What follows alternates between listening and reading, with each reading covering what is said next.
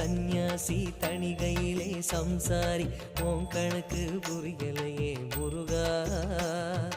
ஆறு படை மீதிலே 100 முகம் காட்டுற ஆறுதலை தேடுற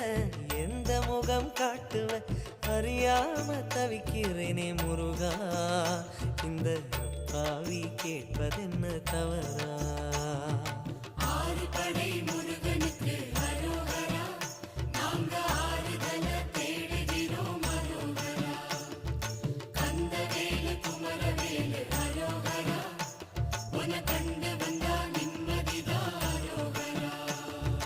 பழனியிலே சந்நியாசி தணிகையிலே சம்சாரி உன் கணக்கு புரியலையே முருகா